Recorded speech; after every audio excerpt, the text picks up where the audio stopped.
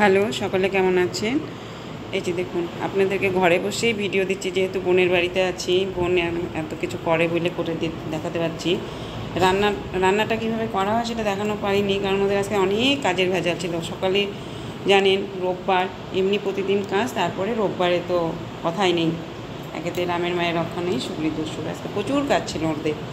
যেমন রোববার বাজার এসেছে, তারপরে জলের ট্যাঙ্কি পরিষ্কার করতে এসেছে। ঘর তো একটা বন্যায় ভাসা ছিল, এখন শুকানো হয়েছে, পরিষ্কার করেছে বোন। সবাই ব্যস্ত ছিল আজকে সকাল থেকে।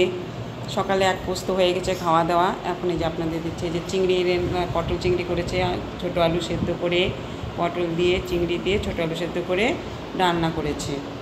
আর করেছে হচ্ছে বড় মাছের, ছোট্ট আলু সেদ্ধ করে বড় মাছের রসা। এই যে রসা।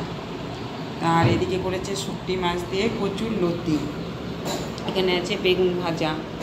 আর এখানে একটু একটু তরকারি তোলা আছে, মনে হয় কাউকে দেবে। এই যে ছোটো ছোটো বাটিতে, এই যে। আর হাঁড়িতে ভাত প্রতিদিনই সবার হয়, সকলেই জানেন। এই যে দুপুর রান্নাগুলো দেখে মনে হচ্ছে খুব সুন্দর হয়েছে। এর মধ্যে অনেক কিছু জিরা, আদা, লঙ্কা বাটা দেওয়া আছে।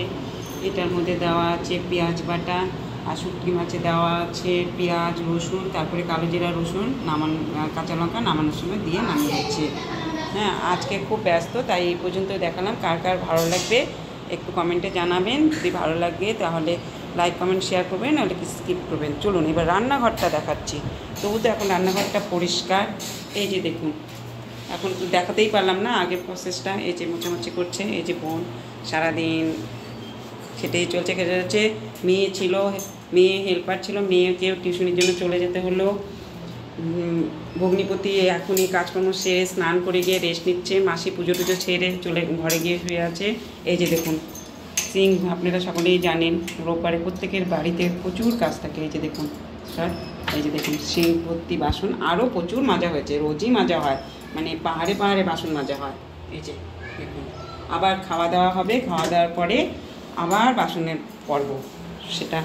আর যে দেখুন, এই যে চলুন ভিডিওটি এই পর্যন্ত রাখছি।